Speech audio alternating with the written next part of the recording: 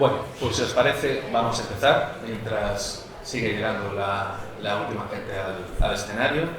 Tenemos el privilegio y el enorme honor de contar con Jordan Mechner hoy para hablar de una sección que teníamos un poco olvidada, pero que ya tocaba resucitar, que es el juego de nuestra vida. En este caso va a ser la saga de nuestra vida. Y el viaje que vamos a hacer hoy con Jordan es el viaje a través de las arenas del tiempo, a la mágica Persia y al príncipe que protagoniza muchas aventuras. Hoy, también hay que recordarlo, si no me equivoco, a las 10 de la noche vamos a tener en el cine al aire libre la película del príncipe de Persia, que es guionizada por Jordan también, y que fue una gran superproducción de Hollywood y una de las primeras películas de videojuegos que funcionó y que tuvo buena recepción en la crítica y en el público. Así que para empezar, yo no sé si tienes la misma impresión, Jordan, pero yo tengo la impresión de que cuando un arte comienza, en tu caso fue con los videojuegos, se empiezan a contar otra vez muchas historias. Igual que James Bond cuenta las historias de espías en el cine, Solid Snake la cuenta en videojuegos. Y el príncipe de Persia se convirtió, como lo fue el ladrón de Bagdad en el cine mudo, o luego Aladdin en la versión de Disney, en ese gran cuento de las 1001 noches del mundo de los videojuegos. Entonces te quiero preguntar, para arrancar este viaje por el príncipe de Persia, ¿por qué Persia y por qué el príncipe? ¿Por qué, después de Karateka, ese fue el lugar al que quisiste dejar volar tu imaginación? Yeah. Well, it's a great question. We have to go back to 1985. I had just graduated from college, and I had done Karateka, which was set in medieval Japan, and I wanted to do a new game, but I sort of knew what the gameplay would be, that it would have platforms and running and jumping and, like stepping on pressure plates and, a gate would open. But I didn't know if it would be science fiction or set in a medieval castle, Dracula, or, really considered all settings. And I think, it's what you said, that every genre kind of wants to be done in a new medium. And just as, the early films had gone back to all of the, the things that had worked before for operas and for theater in the 19th century. Gangsters. Gangsters, yeah. Video games were kind of a new art form that, like all of these, like every genre, was fair game. And talking to the people at Broderman, and especially Gene Portwood, who had been a Disney animator, and he was probably the first, the job of game designer or producer didn't exist yet. Yeah. But he was the first person I knew whose job it was to just sit in a room and talk to the game developers and the programmers to try to make the game better. He wasn't a programmer, Producer more, no? Yeah, it's today that's what we call it. And so I would walk into his office to kick around ideas. I was like, yeah, and we had a brainstorming session, and the 1001 Nights world, as soon as it was mentioned, just like, yeah, it hasn't been done. It's like there's been all these wonderful movies like The Thief of Baghdad, and but we sort of all know what it is. It's in our collective unconscious. And for me, I don't even know where I had heard of Persia or Persian palaces and princesses the first time. Probably when I was a kid in a storybook, and yet it was so universal that with the pixel art that was possible, at that time, you just make an arch with a certain form, and right away you're in Persia, you're in a palace. And so, I think because these archetypes are so deeply rooted, this was just, a genre that was so rich. And I mean, that it seemed like a small decision at the time, but, not knowing that there were going to be another 35 years of games based on this, I think the fact that the universe was so rich kind of gave the franchise, its depth and its identity.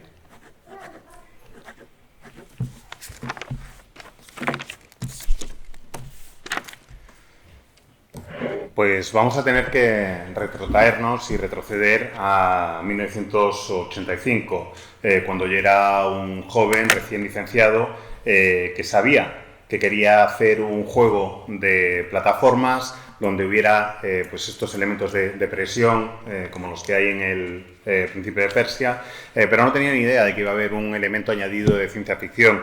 No sabía que iba a estar ambientado en un entorno medieval, no sabía nada de la presencia de Drácula. Básicamente, creo que todos los géneros quieren tener su propia adaptación o su propia historia cuando surge un medio nuevo de contar una historia. Eso ha pasado con el cine, que cuando nace el cine, lo primero que hacen es recurrir a los clásicos del teatro y de la ópera porque esos géneros quieren tener su versión cinematográfica. Bueno, pues pasó lo mismo con los videojuegos. Y me acuerdo de estar, como era un terreno novedoso en aquella época, todo valía.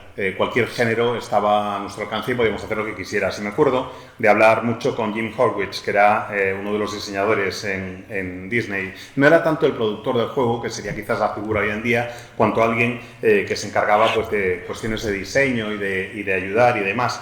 Y que tenía una gran habilidad para irme ayudando según íbamos desarrollando el juego y según yo iba programando, tenía también capacidades. El caso es que recuerdo ir a hablar con él en su despacho y hacer pues, intercambios de ideas para ver por dónde íbamos a tirar y que surgió en algún momento, no me acuerdo cómo ni cuándo, lo de que podíamos hacerlo sobre las 1001 noches. Eso es algo que se había hecho, como digo, rápidamente cuando nació el cine, por ejemplo con películas como El ladrón de Bagdad.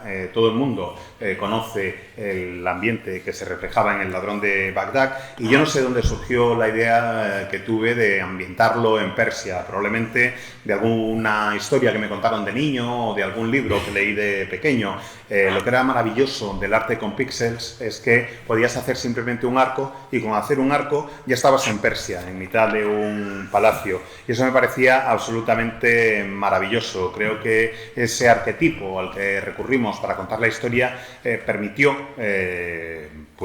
generar toda una serie de emociones y no tenía yo ni idea de que esa decisión pues permitiría que hubiera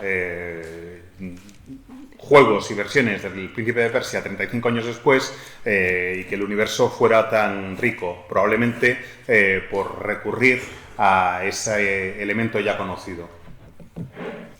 Yo creo que la segunda parte que forma la experiencia Prince of Persia, una es Persia, pero la otra es el sentimiento de aventura. Y había en esa época, y yo sé que tú eras un tremendo fan, un momento en el cine extraordinario, en los años 80 y que se prolongó incluso hasta los 90, de unos cineastas extraordinarios, como lo eran Steven Spielberg, por ejemplo, y películas como Indiana Jones, al punto de que yo recuerdo que, tanto para el póster de Karateka como para el arte, era una de tus inspiraciones, ¿no? Lo que estaba haciendo el cine y Drew Struzan. Háblanos un poco, porque quiero anticiparos que en esta charla no queremos quedarnos encerrados en el primer Prince of Persia, sino que queremos tratar el segundo y dedicarle mucho tiempo a Sands of Time, que va a volver dentro de poco a todos vuestros hogares. Háblanos un poco de ese sentido de la aventura, que acabaría impregnando y evolucionando en los capítulos posteriores, y de cómo tomaste esa influencia de esa nueva manera de hacer acción, de esa nueva manera de rodar acción que se veía en el cine y la trasladaste a un medio interactivo. Yeah, well, you mentioned Steven Spielberg and Indiana Jones, the first Indiana Jones film. In 1981, I just finished high school. I saw this movie on the big screen. And the first 10 minutes, where Indiana Jones, he runs, he's going through the temple, and he steps on the pressure plates, and the gate goes down, the spikes spring out of the wall. Watching this, as a kid who had just discovered video games and was playing platform video games, like, well, this is a platform video game, only it's with a real person, so it's so thrilling and so suspenseful. Wouldn't it be cool to do a platform video game where when you're running and jumping, you really feel that if you miss the jump and you get impaled on the spikes, it's going to hurt? So that stayed in my mind, and of course that, I tried to get that excitement into, the first Prince of Persia game within the limits of, what was possible on an Apple II. And then 12 years later, with the team in Montreal, when we started to make the Sands of Time, by then Prince of Persia was an old game. It was 12 years since the first game had come out. And so we really went back to try to figure out what had been the roots of the game, what was the appeal, because we weren't going to stick exactly to the gameplay of the first game. We wanted to remember the reasons why those choices had been made, and then try to find the new, using the 2002 technology, find new ways of trying to achieve the same goal. Uh-huh. Pues el caso es que yo recuerdo ir a ver la primera película de Indiana Jones al poco de que se estrenara en 1981. Yo acababa de salir del instituto y me acuerdo de esa secuencia, de esos 10 primeros minutos en los que Indy va corriendo, pisa esa losa y por presión pues está... activa la trampa. Y yo solo vi y pensé que era súper chulo, me parecía que era un videojuego de plataformas, pero con una persona real protagonizándolo. Y me moló muchísimo la idea. Pensé, ¿cómo molaría lo de hacer un videojuego de plataformas donde haya esos elementos de presión y cuando saltas, si fallas en el salto y no caes donde tienes que caer, te vas a hacer mucho daño. Así que eso es lo que traté de transmitir, esa es la emoción que traté de reflejar en el primer Príncipe de Persia, teniendo en cuenta, eso sí, las limitaciones técnicas que había al usar un Apple II en su momento. El caso es que 12 años después, cuando empezamos con las Arenas del Tiempo, yo tenía un equipo de gente más joven que yo y Príncipe de Persia, el original, ya era un juego viejo, era un juego que tenía 12 años. Y lo que hicimos fue tratar de recuperar la raíz misma del juego, no tanto en cuanto al gameplay, sino en cuanto a recordar cómo funcionaba y qué es lo que había hecho que tuviera éxito y readaptarlo a la tecnología o usando la tecnología de 2002, pero persiguiendo el mismo objetivo. Vamos a hacer, antes de sumergirnos profundamente en las arenas del tiempo, una parada en 1993, en la segunda parte, La sombra y la llama. Yo te leía en tu página web, en tus diarios, que decías que había un momento, después de Príncipe de Persia y de Karateka, extraordinario en tu vida y que has reflexionado mucho sobre él y has querido documentarlo para darte cuenta de cuán extraordinario fue, que era que con 28 años te encontrabas en la posición de decidir tu futuro, que querías hacer luego. Y ese futuro fue, por un lado, hacer Prince of Persia 2 y por otro lado, hacer mi juego favorito de Last Express, del que espero algún día que tengamos una charla solo para eso y para hablar de narrativa no lineal con Lawrence y Jordan, porque creo que puede ser una charla maravillosa. Pero bueno, nos adelantamos al futuro. Hablemos de Prince of Persia 2. Después de vivir un éxito tan grande, después de saber que tenías algo en tus manos que iba a ser una franquicia, ¿cuáles eran las motivaciones más personales, más artísticas que querías perseguir en la segunda parte y cómo las ves ahora que ha pasado el tiempo? So Prince of Persia 2 was an interesting moment for me. It was, so in 1990 and 91, I had just spent basically my entire teenage years and the first part of my 20s in front of an Apple II computer screen. And so Karateka and Prince of Persia, had been successful. And so I was very lucky at age 28 to be able to stop and think, what do I really want to do? Where do I want to go from here? And a big part of me really wanted to make films. I wanted to go to film school. I wanted to make documentaries. I was learning to shoot 16 millimeter film. I went to, when I came to Spain for the first time in 1991 to learn Spanish so that I could shoot a documentary in Cuba with a Spanish-speaking crew and, 16 millimeter film. So I was doing that. But then at the same time, Prince of Persia, the first game, was starting to sell. It was having a success. And so I said, okay, so I can be a hungry film student, and this is great, but I should make another game, because, this is a good thing. People, Broderbund wants a sequel, the players want a sequel. And I really felt like, how can I choose between these two completely different careers, making film or making games? I didn't know then that a few years later, those two industries and art forms would start to converge, and that eventually that would come around full circle, and that making games would actually be the key that would unlock my filmmaking career. I didn't know any of that. All I knew was like, okay, I want to do another Prince of Persia game, but how am I going to do that when I'm traveling and I'm shooting these documentaries? And so the solution, it was a compromise. It was basically to do Prince of Persia 1.5. That is, to do a game that was very similar to the first one, but with more traps, more enemies, a bigger canvas, more of an epic storyline. Instead of just being in the dungeon, the prince could go on a journey, and try to bring in more of the 1001 Nights elements, like, a flying carpet, a horse statue that comes to life, and all these things that I had seen in movies like Thief of Baghdad. So it was using the much more advanced technology of 1993 compared to 1989. We were able to, we had the possibility to do a much more epic adventure. And so I worked with a small team at Broderbund. It was about 6 people who had worked on the PC port of the first Prince of Persia game. So I knew them very well, and they were very excited to do Prince of Persia again, but original and different. And so I did something that I would recommend never to do for a game designer, which is I came up with a storyline and a script, storyboards, and I made a Bible of about 100 pages. Of And I gave how it the game is to the possible. team. Yeah, and I've put this Bible on my website at jordanmechner.com if anyone is interested. But I don't recommend doing that. I think by far the best way to make a game is to develop it organically with the team, and from one week to the next, you find out what works, you build on that, you start with, you prototype the gameplay elements. You don't do a Bible that has the whole story from beginning to end, but that's what I did. And, so the team made the game. I was traveling between Spain and Cuba, and then later France, and going back and forth to San Francisco, like once a month or so. So it had to stay pretty close to the first Prince of Persia game, to the gameplay that worked, but adding, new things. It was an advance, but it wasn't a transformational advance. That's why I say Prince of Persia 1.5. Yeah, similar to Terminator and Terminator 2.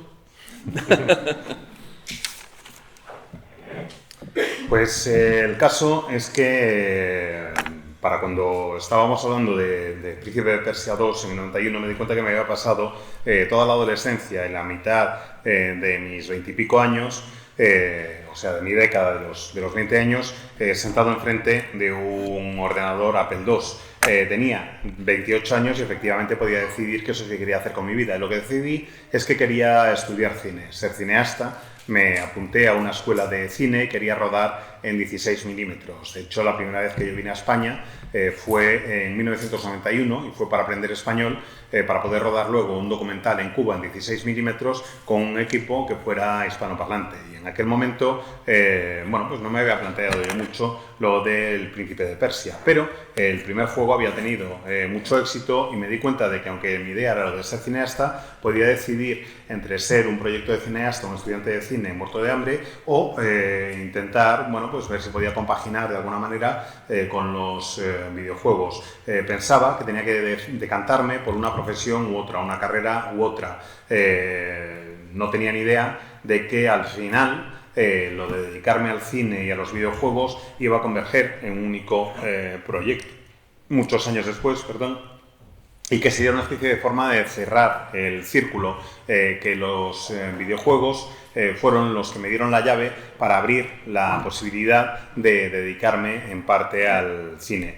El caso es que pensando en todas estas cosas, decidí que en lugar de hacer Príncipe de Persia 2 podía hacer una versión 1.5, que fuera algo como a medio camino, algo semejante al primer juego, pero con más trampas, con más enemigos y con un entorno mucho más amplio, que no estuviera solo metido en la mazmorra, en el dungeon, el príncipe, sino que hiciera un viaje mucho más largo y en donde pudiéramos ir incluyendo más elementos de las mil y una noches, como la alfombra volante, como la estatua del caballo que cobra vida, además ir adaptándolo y utilizar la tecnología que era muy distinta en el 93 de lo que había sido en el 84. Total, que yo me puse a trabajar con un equipo pequeño de gente que había participado en el juego original y hice algo que no se debe hacer si eres un diseñador de videojuegos. Cometí un error que fue escribir la historia completa, escribir el guión y escribir una biblia de 100 páginas en la que detallaba absolutamente todo lo que había que hacer con el juego. Si queréis echarle un ojo, la podéis ver, porque he subido esa biblia de 100 páginas a mi página web, que se llama jordanmechner.com, y el caso es que allí lo tenéis. Y ahí tenéis lo que no se debe hacer, como digo, porque lo describes todo. El videojuego tiene que nacer de manera orgánica, tiene que haber participación del equipo, tienes que ir probando lo que funciona y lo que no funciona. Y,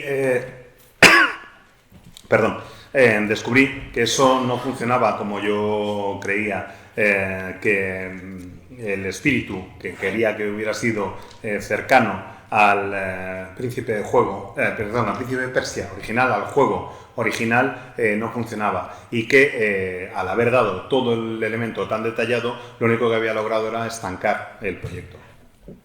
Os puedo asegurar que la lección que comenta Jordan es absolutamente cierta. Yo la he sufrido alguna vez en mis carnes y de verdad, los que hacéis videojuegos, tener en cuenta que es un arte vivo, que se parece más a hacer una escultura que a intentar hacer un plano de la escultura. Entonces hay que tener mucho cuidado ahí. Bueno, antes de ir a Sands of Time, estamos hablando antes de la charla de un detalle que me parece muy interesante. En Replay cuentas como hubo un proyecto de Prince of Persia en el que participaste, que acabó siendo cancelado, que estaba directamente conectado con lo que sería Prince of Persia 3. Y antes de entrar a la charla me decías, claro, es que Prince of Persia 3 se acabó cancelando porque llegó el 3D. Entonces quiero saber un poco qué pasó ahí. Si fue una decisión más tuya de, bueno, dentro de esa cancelación no quisiste hacer en ese momento el salto al 3D que sí hiciste luego en Sands of Time, o fue una circunstancia industrial. Que nos cuentes un poco más de esa anécdota de por qué no surgió la tercera parte en ese momento. Yeah, so the Prince of Persia 2 was planned, to be the middle part of a trilogy. In 1992, when Vertebrandt said, "Okay, we want to do a second Prince of Persia," I said, "Okay, if they want to do a second one, they're going to want to do a third one." So, at that point, I went back and kind of constructed a mythology that would make a whole trilogy. And actually, a friend of mine from high school who played a lot of Dungeons and Dragons, he'd been the dungeon master. I actually hired him to consult with me to build out the world, the universe. And he was a great sounding board because, in the first game I didn't think too much about what was behind everything, but, he encouraged me to ask questions like, so who is Jafar? Where does his magic come from? What are the limits of his magic? Real world. Yeah. Why is he trying to take over the kingdom? So once I sort of had answers to all of these questions, it should be a trilogy. And the second game ended on a cliffhanger, when the prince has defeated Jafar and ridden off into the sunset with the princess for the second time, and now we see a witch, a sorceress, looking into a crystal ball, and we realize that she's the one behind everything. But who is she? Well, so it ends on a cliffhanger because I thought there was going to be a third episode. But this was in 1993, when we normally would have started to do that third game. The technology of video games had been advancing. And of course, as we all know, Doom came out that year. And so, Vertebrandt, like many publishers, 3D games is what people are excited about now. And they sort of lost interest in doing a third 2D Prince of Persia game. And at this time, I was starting up a team in San Francisco to do The Last Express, which was a very different kind of game. This was really a passion project that combined my interest in cinema, in storytelling, in graphic novels, animation, and video games in a very ambitious and difficult way. So I knew this game The Last Express would take my full attention. But I still thought that we can be making Prince of Persia 3 at the same time.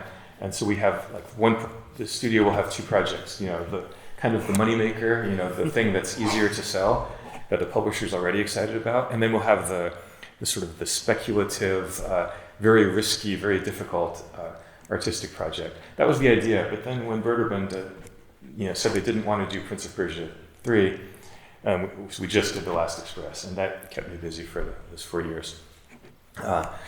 So Prince of Persia 3 was actually a project that was canceled twice because, as I tell a little bit of in my graphic novel, Memoir Replay, I came to France 9 years ago to make a Prince of Persia game, which, as projects do in the industry, evolved into something else than it had originally been planned. And then at a certain point we said, this is our chance to do the Prince of Persia 3, the third game in the trilogy. And we had a team, we worked on it for about a year, and it was great. And the reasons that it was canceled, I won't go into now, but if you know the video game industry, there's all kinds of reasons that have nothing to do with the team, nothing to do with the game. It's just how it is. And in this case, maybe it's the fate. This third Prince of Persia trilogy game got canceled for the second time. But it's still a happy ending for gamers because many members of the team that I had worked with in Montpellier went on to start a new project, which was Prince of Persia: The Lost Crown. And 3 years later, that game released, and it's absolutely wonderful. It's different, very different from the game that we were first going to make, but it's a wonderful game that I love, and I hope you all discover it. It's a true masterpiece, es uno de los mejores Metroidvanias, maravilloso, como dice el compañero.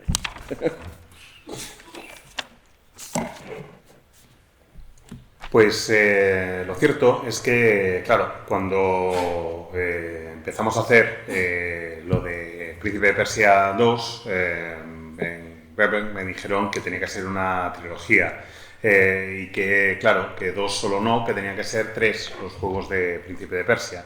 Y yo dije que vale, y empecé a construir la mitología y la ambientación y a dar el contexto y el trasfondo para que fuera una auténtica trilogía. Y para eso hablé con un amigo mío que había sido máster de Dungeons, con el que había jugado desde pequeño, para que fuera el asesor.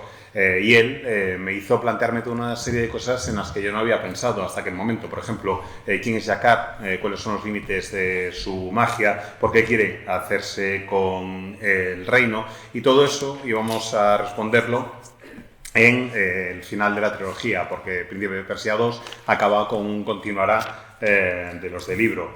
Básicamente tienes de nuevo al príncipe y la princesa caminando hacia el atardecer, hacia la puesta de sol, y de repente hay una bola de cristal en la que ves que hay una bruja que es la que realmente está detrás de todo esto. Pero mientras estábamos trabajando en la siguiente entrega, la tecnología dio un salto exponencial. Os hablo de 1993, y es el año en el que sale al mercado Doom, y entonces lo que se convierte en la última moda son los juegos en 3D.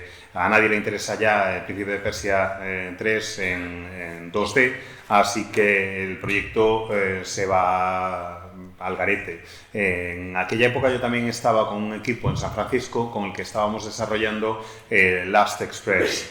Básicamente, Last Express era un proyecto más personal, más independiente, en el que combinaba mi amor por el cine, la narración y por la animación y los videojuegos de una manera mucho más ambiciosa. Pero la idea que tenía era, vale, por un lado, creo un pepino como Príncipe de Persia 3 que se va a vender muy bien, y por otro lado hago un juego mucho más independiente que me permita pues contar las historias que quiero contar, tener un proyecto que iba a dar mucho dinero y tener otro proyecto que sea más emocionante para mí, más especulativo, más artístico.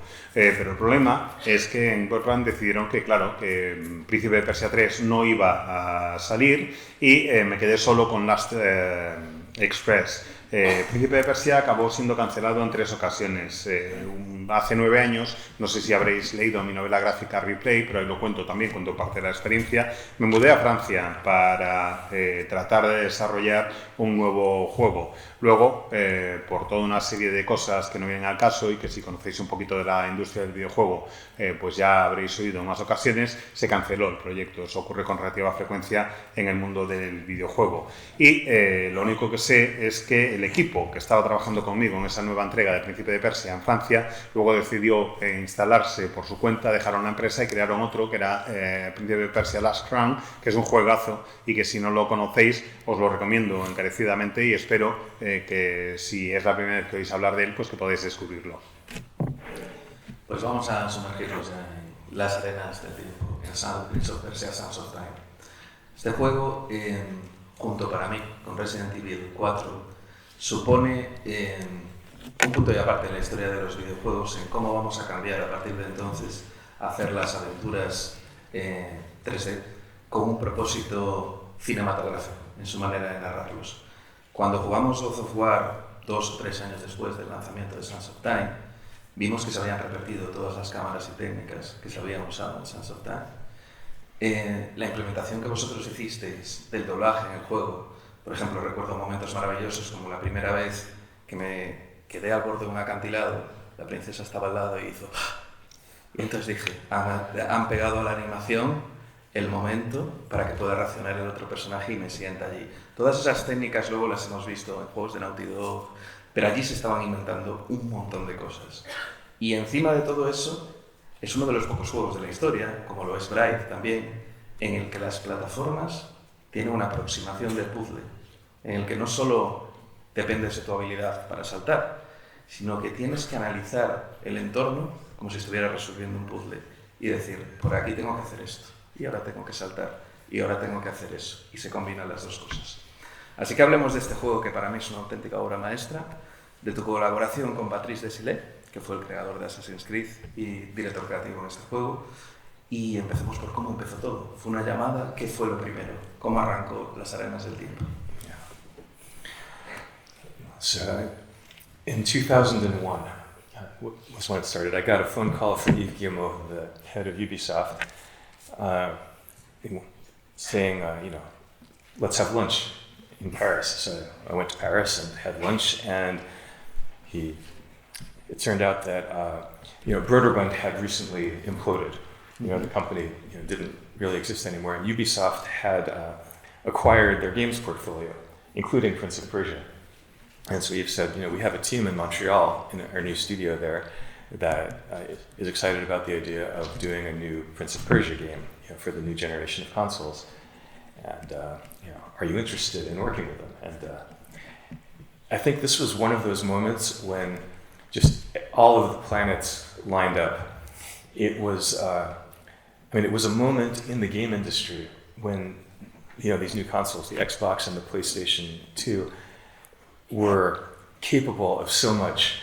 And for the first time, it was really possible to make a cinematic, real-time 3D adventure game that would be beautiful, that would have, could use cinematic elements, interwoven with gameplay in a way that we had always dreamed of, but now we could really do it. But it was still new, so it had, all of that was just waiting to be done by someone. So many teams were starting to work on these games. So that was an exciting moment. The studio in Montreal was new, and it had a very young, very talented team. When I went up and met them, I was the, as Lawrence was saying in his last talk, I was at 38. I was the old man, of the team. Everybody else was in their 20s. Not all of them had even played the first Prince of Persia game. It was, at this point, it was 12 years ago. New generation of developers. Yeah. So. There was the studio, there was the platform, and I think the core idea of Prince of Persia was, it had worked on the Apple II because there was such depth of that universe of 1001 Nights behind it. It was this romantic, adventurous world that you just start you say once upon a time, and you're swept off into an adventure. So all of these things were the right game, the right place at the right time. And for me, it was the right moment because I had just spent, after Prince of Persia 1 and 2 and spending 4 years making The Last Express, that had been a cinematic game which required, writing a very complicated screenplay, directing actors, on a sound stage against a blue screen, and kind of weaving together, multiple storylines in a way that, it was like making a feature film. So I think that all of that, that experience prepared me for doing The Sands of Time in a way that just, having made the first Prince of Persia games, alone wouldn't have. So everything was ready. And, from the moment I moved to Montreal and started working with the team, I think we all felt that we had something special. And so it was just a matter of, would we be able to overcome all of the problems that happened along the way and not screw it up.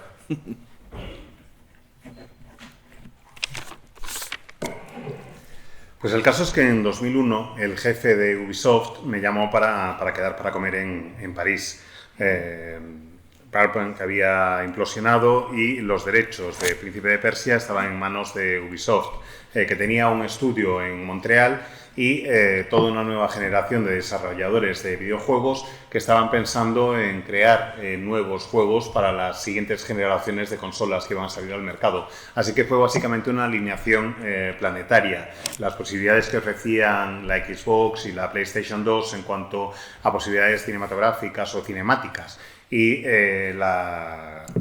el 3D eran realmente increíbles, eran lo que habíamos soñado, sobre todo en cuanto a narración cinematográfica, cuando habíamos empezado a hacer los anteriores juegos. Era poder hacer todo lo que quería haber hecho desde los primeros juegos, así que era un momento realmente muy emocionante para mí poder hablar con el estudio de Montreal y sumarme a ellos. Claro que, igual que nos decía Laurent Schick en su anterior charla, yo era el gestorio del equipo. Todos los demás eran mucho más jóvenes que yo y eran estudiantes que estaban con muchas ganas de hacer cosas, mientras que yo les iba intentando transmitir mis ideas y hablarles de cuáles eran el desarrollo de la historia que tenía en mente para la plataforma. Quería hacer algo que no había podido incluir en versiones anteriores y quería al mismo tiempo evocar el sentimiento de un mundo de aventura y de romance, que es algo que evoca directamente el oír la frase «érase una vez».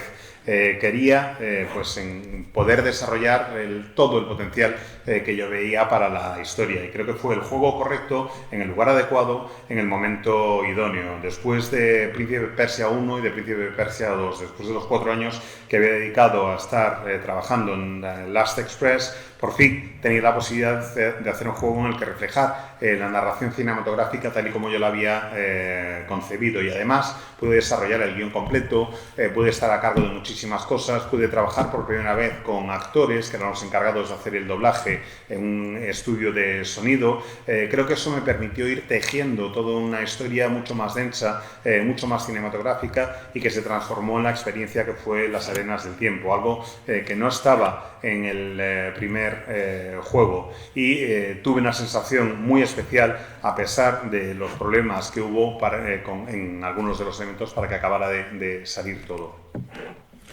Es increíble cómo vuela el tiempo, así que voy a intentar. 7 minutos. 7. Así que voy a intentar que tengamos al menos espacio para 2 preguntas más de Las Arenas del Tiempo. Una va a ser sobre toda esa batería de técnicas que inventasteis que permitían meter dentro de la experiencia de juego momentos cinemáticos.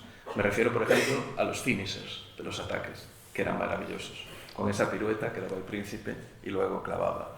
Me refiero a todas esas cámaras que te anticipaban el sentimiento de los puzzles. Ya hablaremos después, si da tiempo a esa última pregunta, del increíble bucle temporal y lo que pasa cuando salvas partida y de todo ese foreshadowing que se va haciendo para eso, ¿no? ¿Cómo ibais inventando esos recursos en los que luego, pues, en un Uncharted o en un God of War se convirtieron en algo habitual, pero en ese momento era algo nuevo? Era meter las técnicas cinematográficas para acentuar muchísimo la emoción de momentos muy concretos del gameplay que no se habían visto hasta ahora. Well, I was coming to the game from having spent years screenwriting, writing for films, and I think I was very aware that long cutscenes with a lot of talking in games just didn't want to do that. I wanted to really be disciplined and look at what the gameplay is. What can the player do with the controller in hand? And so then how can you build a story that will support that? And so there's lots of things that you could put in a story that are nice scenes, but if it didn't strengthen the gameplay, that wasn't important. So the key gameplay mechanics were platforming, being able to chain moves together, run on walls, all of this kind of parkour. That was part of the fun of the game. That was core gameplay. Combat, fighting enemies, was the second part. And then the thinking of trying to figure out how you're going to get through the environment, how you're going to solve the traps. That's the gameplay. So the story was really there to create the maximum opportunities to use those things.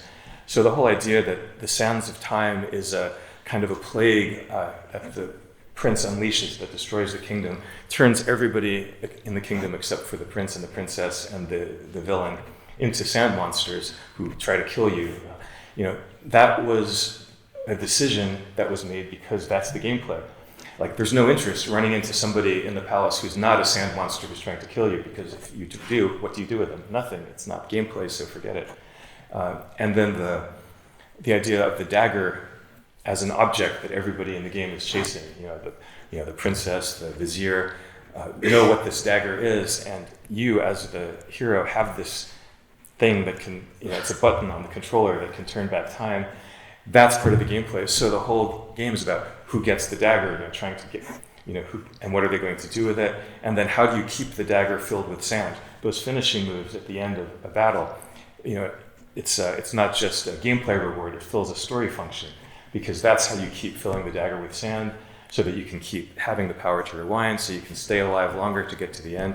And then, of course, the big rewind is, the whole story, was built, the idea that the whole adventure is a terrible tragedy that's caused by a terrible mistake that the prince makes in the opening scene. Like, that was planned so that the dagger could play a role in the climax. So all of these decisions were really based on the principle, gameplay first, and then the story to support that.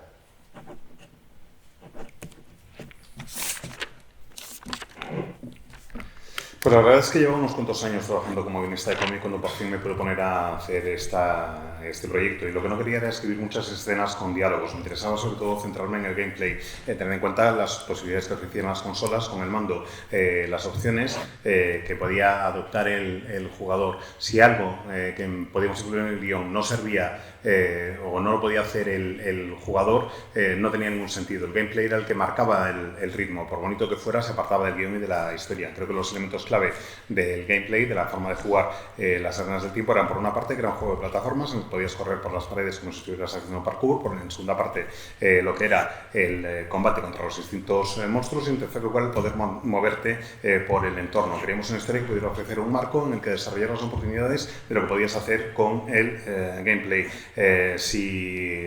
Lo que ocurre es que todos los personajes, el príncipe, la princesa y el villano, se convierten en monstruos de arena. La decisión era que no te ibas a encontrar a nadie por el palacio que te pudiera echar una mano. Todo lo que te ibas a encontrar era un monstruo de arena que quería destruirte. Eso forma parte de la forma de articular el gameplay. La daga es lo que por otra parte todo el mundo quiere. Solo visita a la princesa sabiendo dónde está, y el héroe tiene que encontrarla para poder darle al botón, para poder retroceder en el tiempo, para poder seguir avanzando. La daga es con lo que todo el mundo se quiere hacer.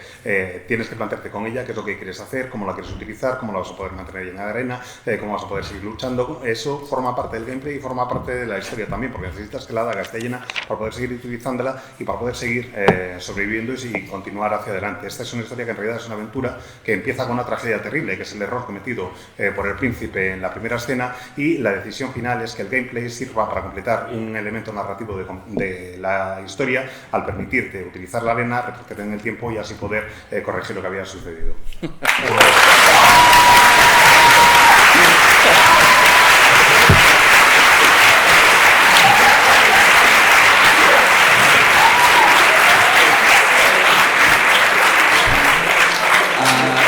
A Diego no le hace falta rebobinar. 30 segundos, que son los que tenemos. 30 para Jordan, 30 para Diego. Hoy vamos a ver las arenas del tiempo, cine. Vamos a ver El Príncipe de Persia, su versión cinematográfica. Algo que le quieras decir al público sobre la película que vamos a ver, en la que tú eres el guionista. Okay, so this was kind of the things coming full circle for me, because when I was making Prince of Persia on the Apple II 20 years earlier, I was dreaming about making films, and now thanks to that Apple II game, I was finally getting the chance to write, my first Hollywood screenplay that was going to really get made on the big screen. And it was interesting adapting a game that I had just worked with a team to write as a video game with the intention of being playable. So all of those decisions I was just talking about, those story choices, didn't make sense for a movie because you don't have a controller in your hands. This was going to be a Jerry Bruckheimer movie with a cast of thousands, filming in the desert in Morocco with armies, and so this wanted to be an adventure, and an adventure that would take you across ancient Persia, meeting a whole cast of characters. Didn't want everybody in the movie to be sand monsters. That made sense for a PlayStation 2 game. It would not have been interesting to Jerry Bruckheimer. We weren't making Resident Evil on a small budget. He really wanted to make a big movie, and there were going to be amazing actors. Ultimately it was Ben Kingsley and Alfred Molina, who fell on the spikes at the beginning of Raiders of the Lost Ark, to bring it around again. So I went back to square one and wrote a new story which used a lot of the elements of the Sands of Time game. There's still a prince and a princess and an evil vizier and a dagger that can turn back time, but the way in which things happen, is very different, and especially the dagger itself couldn't have so much sand, because if the main character can fix mistakes all through the movie, there's not going to be very much suspense. So the movie that, if you see it tonight, the movie that you see is, the final version after 4 more writers worked on the script that I started with. So it's not exactly the film that I wrote. It's several steps removed, but it was a wonderful experience being part of making of it, and I hope that you'll enjoy it too. I'm going to watch it myself and hear it in Spanish for the first time.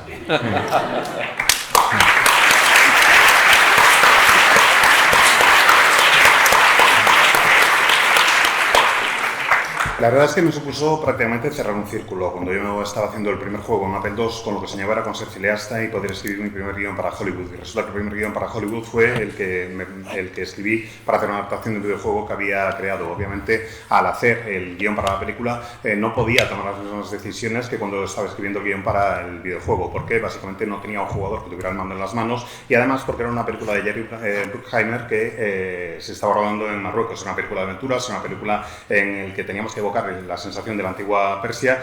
Todos los personajes tenían que estar bien representados y no tenía sentido que el resto de los personajes, aparte de los protagonistas, fueran monstruos, porque eso funciona para la PlayStation 2, pero no funciona para una película de Jerry Bruckheimer. Además, no queríamos hacer una especie de Resident Evil con más presupuesto. De hecho, el presupuesto era enorme, teníamos un reparto extraordinario con actores como Ben Kingsley o Alfred Molina, y la verdad es que fue una auténtica maravilla el poder hacerlo. De hecho, ellos ayudaron mucho a darle forma al contenido de la historia.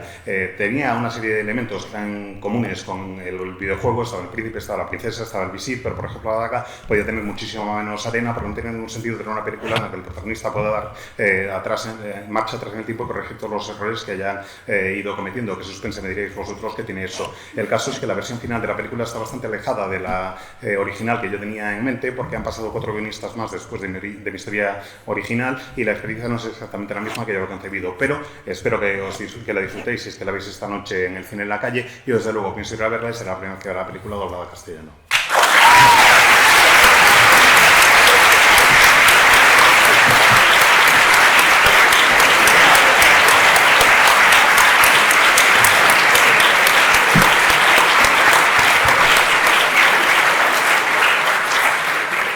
Pues con esto nos despedimos de un auténtico maestro del cine, del cómic, de los videojuegos, de cualquier cosa que le apetezca hacer realmente, y voy a acompañarlo a subir arriba a filmar. Así que nos despedimos aquí.